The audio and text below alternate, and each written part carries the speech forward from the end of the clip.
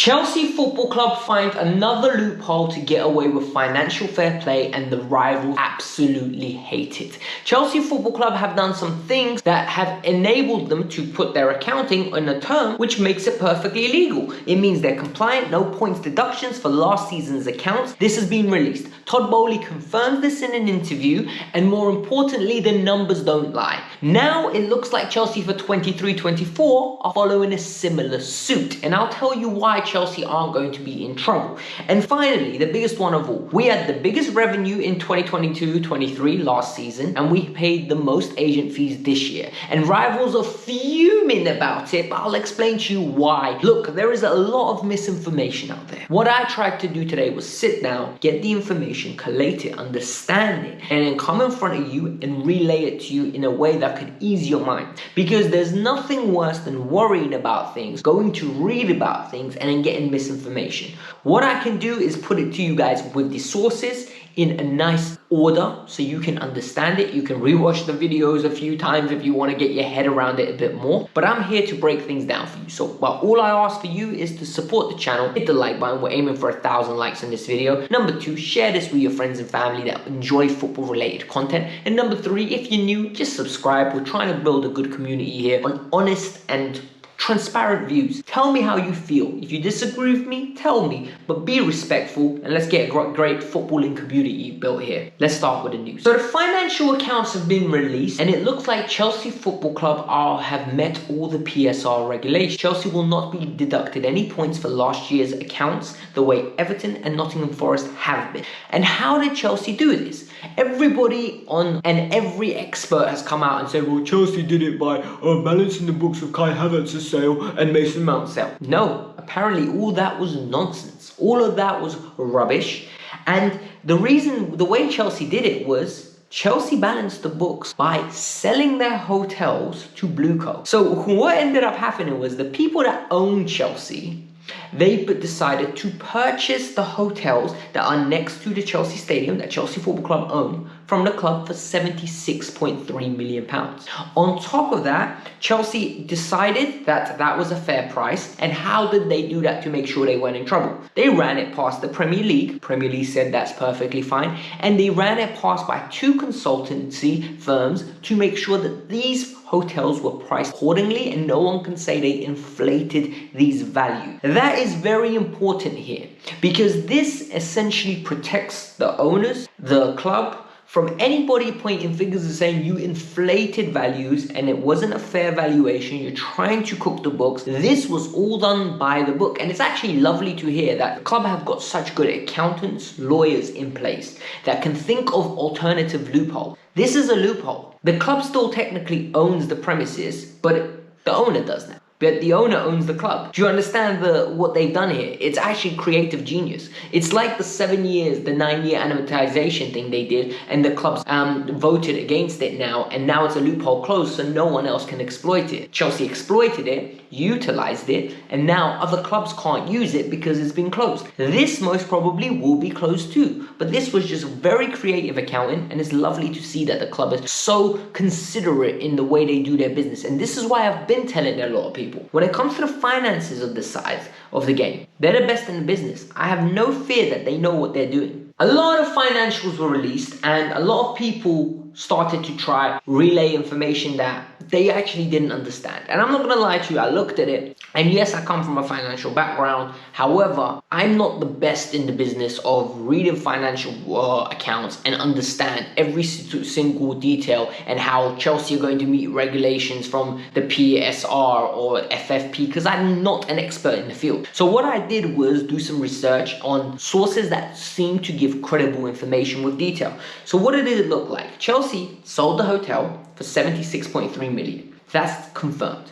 The second thing Chelsea did was, due to player sales, Chelsea generated around £203 million, and after amortization, the players' profit was £62.9 million. onto the books. I don't know how that works. I don't know those calculations. I can't break it down for you, okay? But I can give you the headline points, and that's what I'm here for. Some of you might be accountants, some of you might be financial advisors that are watching this, and most probably understand this in a lot more detail than I am the granular terms I'm giving you right now, just as bullet points. But what was interesting is a lot of the Chelsea players that joined the club from 2023, so when Paul Winstanley's first window, they were very accepting of the fact that we'll sign a base salary, and if we're in the Champions League, it goes higher. If we're in Europa League, it goes higher. If we're performing at a certain level, it goes higher. So Chelsea as a club is protected if we don't make Champions League. And for me, this was integral for any contracts going forward. You can't have a squad wage bill so high and not protect the club from the fact that things could go wrong in the future. So for me, that was wonderful to see, and it shows that Chelsea are going to be fine for this year. It's confirmed by Todd Boehly, it's confirmed by the accounts, and no, we haven't broken any rules. There aren't no points deduction. For next year, let me explain. So for next year, a lot of people are panicking, right? Because what ended up happening in last year's books, it came out that Chelsea had the second highest wage bill. Manchester City had the highest with 423 million. Chelsea was second with 404. And people were like, imagine paying 404 million pounds in wages. However, you finished 12th. I totally agree with the fact that it is an absurd amount of money and the return was not there. However, we need to put some context into it, right? Number one, we had 40 players on the books. People are forgetting how many players we had because we didn't sell anyone last January. Ziyech, Pulisic, Lukaku was still on our books. He weren't on Inter Milan's books. There were so many players that were populating the field. Second, people need to remember, right, the reason we had one of the highest wage bills also was the club at that moment in time was heavily investing into a lot of young assets coming in at different salaries. So these salaries were accumulating, like agent fees, accumulating on top of that, just assets that were just staying there in the youth team. Like Moreira came in. It came in on a free transfer, so he was getting the wages, and that goes onto last year's accounts. So it's a little bit worrying. But what is easing my mind about this year is we don't have the players have clauses that essentially say they can't earn above a certain threshold if we're not playing at a certain level. Their performances are the ways they get paid more. Mason Mount's sale comes onto this year's books and not last year's books. The confirmation regarding Lewis Hall's sale is announced today, and that comes onto this year's books. So straight away, we're debunking all these myths that Chelsea are not going to have to sell so many assets. Chelsea are going to have to literally sell Cole Palmer, sell Reece James, I saw a stupid one of Levi Colwill. It's nonsense, because at this moment in time, based on all the reports that are coming out, Chelsea just need to sell. They have sold Mason Mount, they've sold Lewis Hall. It's going to be the four players I mentioned in yesterday's video. Gallagher, Maatsen, Palmer, Broja, and Chalobah. It's those four. If those four go, that money is going to be used to invest into next year's team. It's as simple as that. And then the rest of the money can be generated via us performing well on the pitch. Luckily for us, we've had multiple cup runs. We are still in the FA Cup. We're getting TV revenue fee from that. So we're maximizing a season where we weren't in Europe with getting more TV game time. Hopefully we finish in the top 6. I'm hoping that we can turn results around. But at the same time, I want Poch sacked, so I don't know where I sit with that. And also, the wage roll still had Tuchel and Potter